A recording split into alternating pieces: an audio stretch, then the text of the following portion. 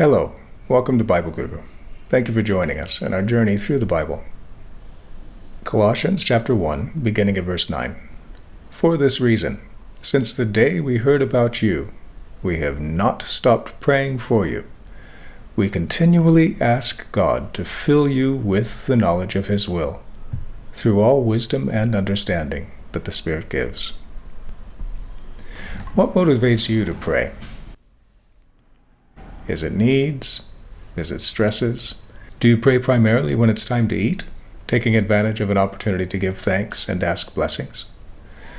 Do you pray just because you love the Lord and want to commune with Him and ask His will? Whatever it is that motivates you to pray, we can learn something from Paul's motivation. He prays for the Colossians because they are already blessed with faith, hope, and love.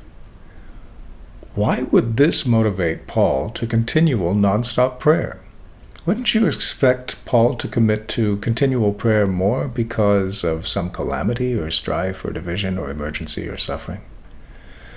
Maybe part of the reason is Paul knows the tactics of the enemy of our souls.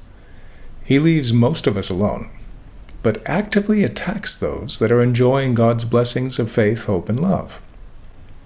Places of blessings are Satan's playground.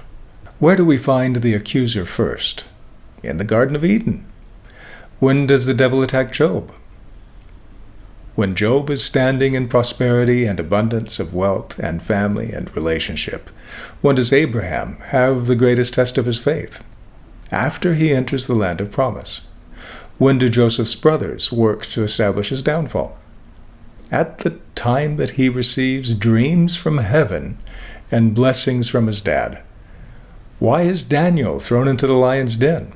Because he is faithful in all his work, and his enemies can find nothing wrong with his execution of his duties. They conspire to use his devotion to God as his downfall. When do miscreants conspire against Nehemiah? After he leaves the palace to build a wall for God's people and establish the temple of God. How is Jesus betrayed? By the kiss of one of his dearest friends in a garden of refuge and prayer. When are Peter and John thrown in prison? When God uses them to bring great healing and blessing for thousands. We may not need prayers most when we are distressed. We need prayers most when we are most blessed. It is those times the enemy of our souls is hardest at work. He hates the blessings of the blessed. So, what is the nature of Paul's prayer? That they would be continuously filled with the knowledge of God's will. This should be the central focus of our prayers, for ourselves and for each other, that God's will be done. Even in Jesus' model prayer, the focus seems to be on God and His will.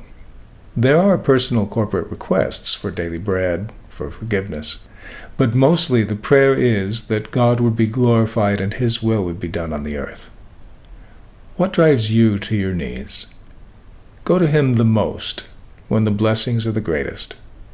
Those are almost sure to be the times that you will receive the greatest testings. A prayer for today. Dearest Lord, Maker of heaven and earth, lover of our souls, protect us from the fiery darts of the enemy, and establish in our hearts and minds the clear revelation of your will on this beautiful earth you have entrusted to our care. Grant us the gift of your Spirit to oil the squeaky gears of our relationships. Through your Spirit, grant us the faith that quenches the flaming arrows of the enemy. In the name of the one who is on his way to judge those who destroy the earth. Amen.